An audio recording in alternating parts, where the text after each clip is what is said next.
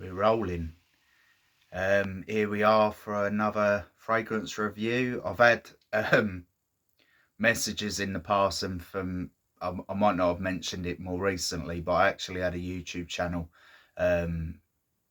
years ago, which hindsight is such a powerful thing. Like, there's so much that you learn over the years that if you had like a time machine and you could go back to when you're a little bit younger and you knew how to market certain ideas, shall we say, like ahead of the curve before it became more of a trend, or was trending rather, and become more popular.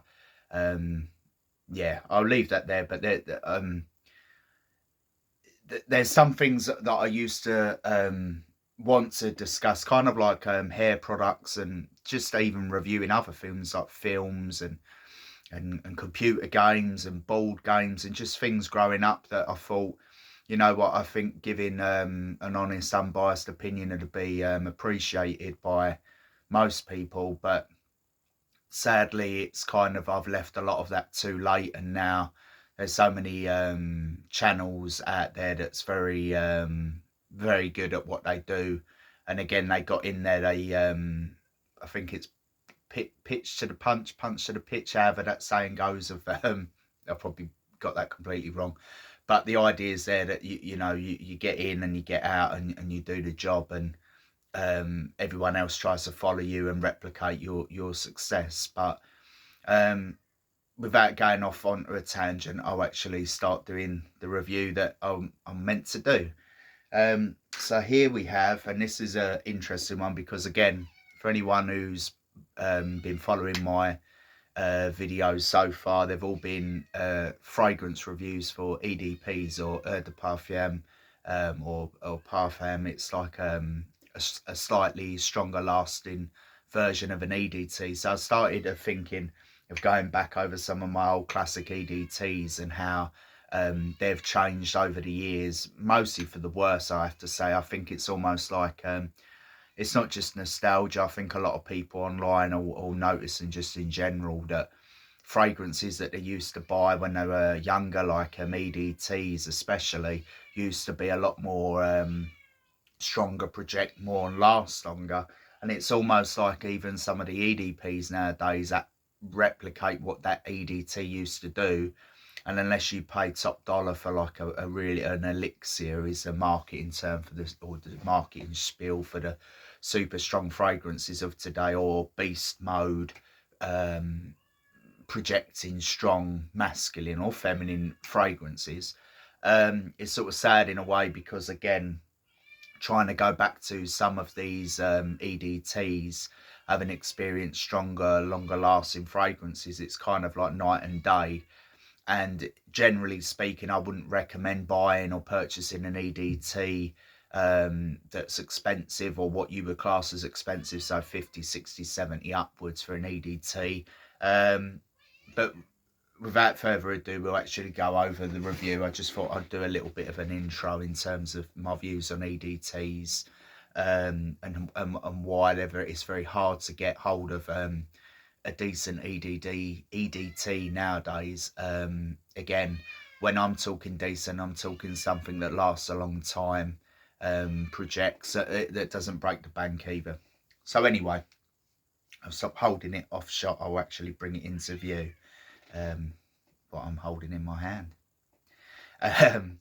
So here's JOOP Jump EDT. Now, if you can see from the shape of the bottle, this is the original that I've had for several years. Obviously, some of the fragrances can go off, but it was just to kind of show you. I've got another bottle over there. Actually, this has got a little bit left in it.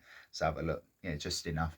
So when I used to use this, it was fresh, clean, fairly long lasting, and it's unlike, say, the pink version of JOOP, the original JOOP Homme. That was very popular at the time in the early 2000s, especially when men were wearing pink, and it was very well marketed. It was very popular. Pretty much every guy or every other guy was wearing it, and women liked it because it was very sweet as well. I never really got on that well with it, because at that time, at least, I preferred stronger, fresher smells, more masculine, for me, for my taste. And the pink version of this, I thought it was boring. Everyone was wearing it. It's kind of a bit like Dior Sauvage and Paco Rabanne 1 million, and there's a load of them now that every Tom, Dick and Harry wears. A lot of the Tom Fords as well. Some of them are nice, some not so, but people will buy on the name a lot of the time rather than the actual quality of the ingredients, the quality of the smell. But anyway, without going off on another tangent. So the original JOOP Jump, as I said, was fresh, clean, very citrusy. I got a lot of compliments wearing this, and when I would say JOOP, people would just be, no, assume that it's the pink JOOP, because again, it was everywhere, early 2000s I'm talking about. Fast forward a bit, you don't really tend to hear, or I don't tend to see many people wearing that pink JOOP anymore. But I actually come back to this every couple of years because I always liked it. It was always, I got lots of compliments wearing it. It was different and not many people were wearing it. Maybe that's just my perception of it at the time, but I know that the pink version of this was very popular. So anyway, without further ado, I've probably said that several times already, but we're going to go over the notes of this, and then I'm actually going to do a comparison between what I bought more recently, Christmas time, off of Amazon.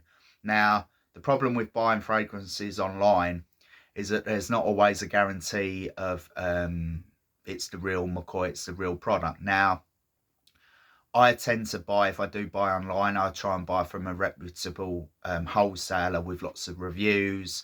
eBay's a bit of a mixed bag in terms of that, because again, you can still buy fake stuff. I think I might have mentioned it before, but I've also actually found that I purchased a fake Jean Paul Gaultier of £100 from an airport many years ago, and it was only by going on YouTube and looking at the differences between a fake and so on and matching them up. You can find them videos, but yeah, it's a big market in terms of or black market rather, of faking and dupes and so on, but that's the world we live in. This isn't a fake, by the way, it's just a repackaging or rebranding. So slightly different bottle. This is more like shall we say, a rectangle, and this is more like you know, it points out, it's a bit more it's a larger bottle as well. It's the same amount, but it's just a larger bottle and more see-through as well. But anyway, so we'll go over the notes because the formulas stayed the same. They've repackaged, but the formulas stayed the same. So bring my special notebook out. So for 150 to 200 ml, you're looking at between 30 and 40 pounds. That's not too bad a price, really. But again, knowing how good the original was, I would mention that there's definitely been a reformulation. It's not just what I've been sport with more recently, really good quality EDPs. It's just this EDT range lately, just they're nowhere near as long lasting or projecting as they used to be, which is sad, really, because you know, EDTs have their place in terms of reapplication, but I don't want to be spending 40-50 quid on, say, one of these new dupes and having to reapply it every 3 to 4 hours, and that's at a push. I'll be honest, I think that the new EDT lines, they tend to be, most brands, this isn't just dupe, it's 2-3 hours max, and that's at a push. It might be like even an hour or two with some of them, or that's how it appears. So anyway, so JOOP Jump is a fresh modern fragrance. It is reassuringly masculine with a twist, a creative inspiration around frozen vodka, I think it says. Again, I've mentioned this before, my writing is super small, it's super accurate, it's like robot writing, and it's always been that way since I was a child, and I'm not going to change it now that I'm older. But sometimes it looks nice, but then it's hard to read even for myself. And coriander leaves, an everyday easy to wear fragrance with notes of rosemary, thyme, grapefruit, vodka, coriander leaves, helitop, tonka beans, vetiver and musk. So different, like again, a lot of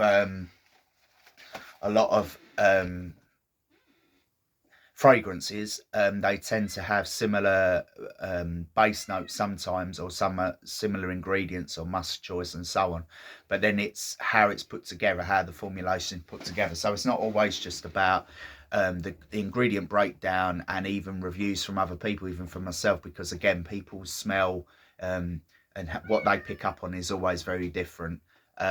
So yeah, without further ado,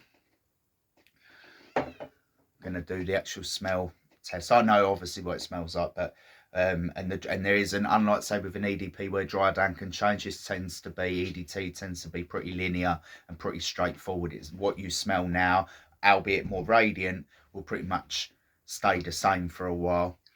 So it is nice, don't get me wrong. It's just the more so the performance and the projection over time is just, it leaves a lot to be desired. It's nowhere near as potent as it used to be, which is a shame. So the initial waft of an EDT is always very impressive. That's one thing, like if you've ever been clubbing, or when people do go clubbing and they go into the toilet as a man or a female, and then, you know, boss man give you a spray and you get the spray and it's that initial, you know, that's really powerful. I'll whack a load on without going into prior history and being drunk and so on and being like, yeah, hammering it on.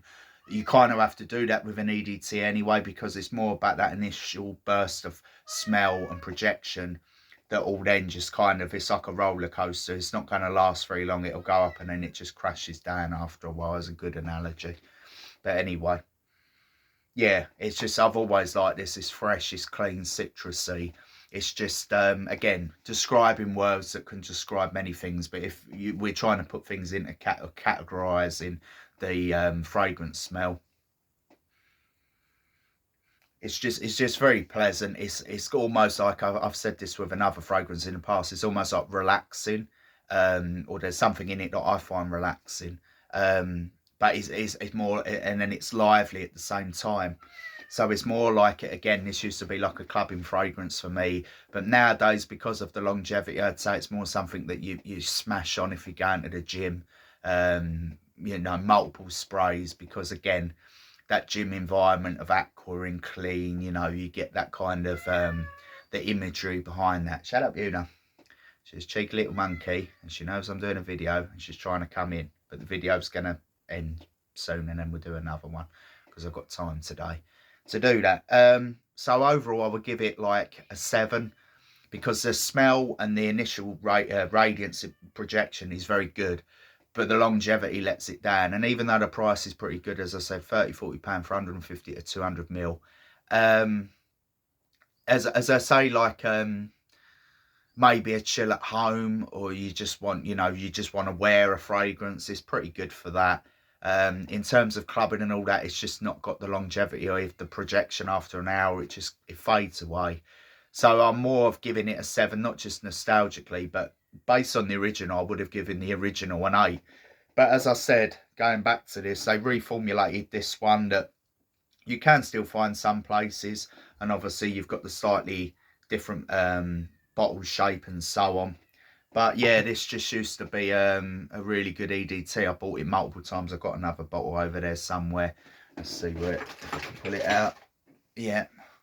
So, and people probably be like, why'd you collect the bottles? But it's like anything in life. If you choose to collect things, it's like there's even, which I'll later allude to, a fragrance that I have that I bought over a decade ago that's now discontinued, and if you want to buy that on eBay, it's over £200, and that's not just me saying that, it's just factual. I couldn't believe it either, so much so that some people even buy the bottle without going right into it, because that'll spoil a review for another time, and we're talking about this one for today.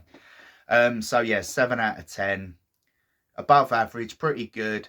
I would recommend it in terms of, if you, again, just a fragrance to smash on, or at the gym. In terms of meals, restaurants, dates, clubbing, I just don't think it has the performance to make it recommended, other than the environments that I said. So yeah, we'll end this review there. Until next time.